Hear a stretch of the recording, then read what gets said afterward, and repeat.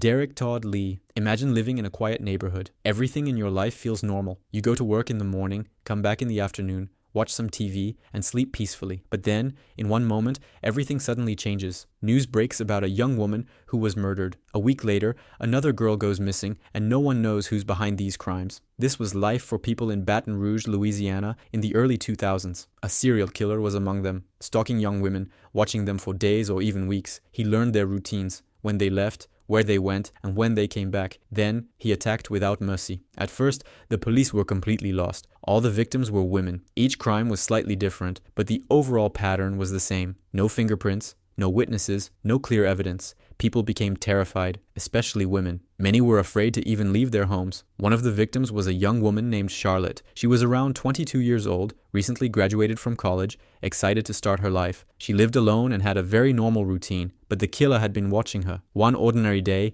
he entered her home, attacked her, and stabbed her 81 times with a screwdriver. Not even a weapon meant for killing. The pain and suffering she went through is beyond imagination. This crime broke the entire city. No one heard screams. No one heard anything. But another case was different. A woman named Diana lived with her young son. One day, a man knocked on her door and said he needed to use a phone. She felt something was off, but she was kind and let him in. The moment he entered, he attacked her, grabbed her by the neck, and tried to strangle her. Diana fought back. Suddenly, her young son walked in, screamed, and started running. The criminal panicked and ran away. Diana survived and gave the police a description. She said the man was tall, thin, had dark skin, and strange eyes. But here's the problem. The FBI had already decided the killer must be a white man, because most serial killers in US history were white. They didn't take Diana's description seriously and continued searching for a white suspect who didn't even exist. So much time was wasted. So many chances were lost, all because of a stereotype. Later, the investigation moved forward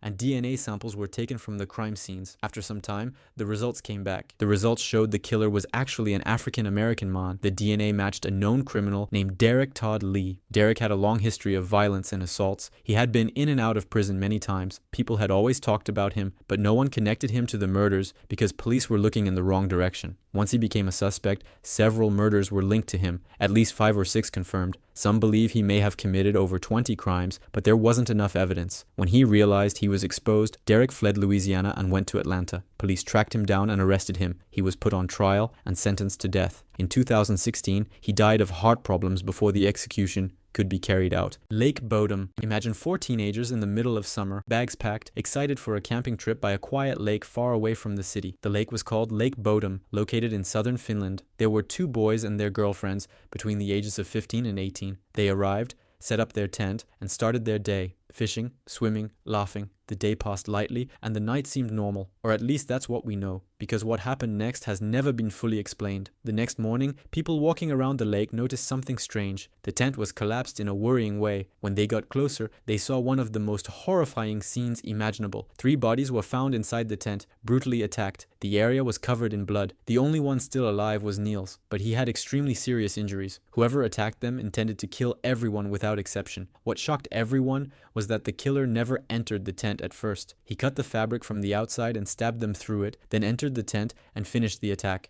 Afterward, he stole some of their belongings and fled. The police arrived and began the investigation, but from the very beginning, everything was chaos. The crime scene was not properly secured. People walked around the tent, stepping on evidence. When Niels recovered, he said he had seen a strange person standing near the tent before the attack, wearing red and black, with blonde hair. The police used this description to create a sketch, but it led nowhere. They investigated more than 88 suspects. Some had criminal records, others were simply near the area at the time. One of the main suspects was a strange man named Vajo, known in the area. He constantly complained about campers ruining nature. Once, while drunk, he confessed to the murders, but later his wife said he was with her at the time, and the police believed her. Another suspect was a German man named Hans, who went to the hospital on the same day of the crime with blood on his clothes. His criminal record was far from clean, but he claimed to have an alibi, and he was removed from the case. Years passed, and all the evidence became weak or lost. People started believing the case would never be solved. Then, in 2004, the police suddenly accused Niels, the only survivor, claiming he committed the crime and pretended to be a victim. The problem was that his injuries were so severe that he could barely move, let alone commit such a brutal crime. The court reviewed the evidence and found it insufficient. Niels was declared innocent and received a large compensation. To this day, no one knows who killed the 3 victims.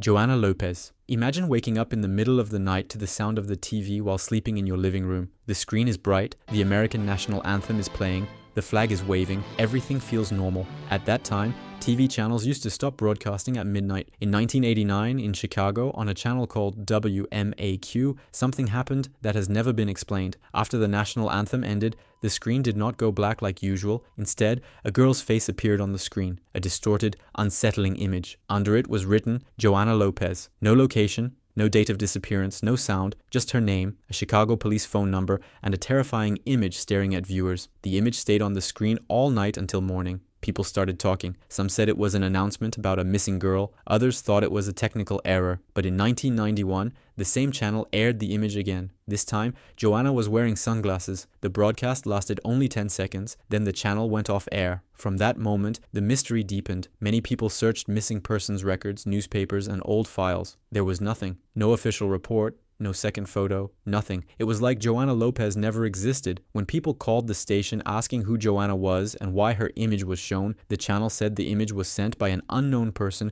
along with a small note asking for it to be broadcast. They said the sender promised to contact them again, but never did. Who was this person? Why choose a local channel? Why twice? 2 years apart? No one knows. Some believe she was one of the many girls who disappear every year in Chicago, especially in high-crime neighborhoods. Maybe the person who sent the image was trying to report her disappearance indirectly, without proof or official records. The story remains stuck in the minds of many as one of the strangest mysteries in American television history. Madeleine McCann. In 2007, a British family decided to take a short vacation to Portugal at a resort called the Ocean Club. The parents, Jerry and Kate, traveled with their 3 children. The oldest was their daughter Madeleine, who was 3 years old. One night, the parents decided to go out to dinner with friends at a restaurant inside the resort. The apartment was only a few steps away. They left the children sleeping, planning to check on them regularly. At 9 p.m., the father checked on the children. They were asleep. Everything was fine. At 9:15 p.m., a woman saw a strange man walking through the hallway carrying a small child. She assumed it was the child's father. At 10 p.m.,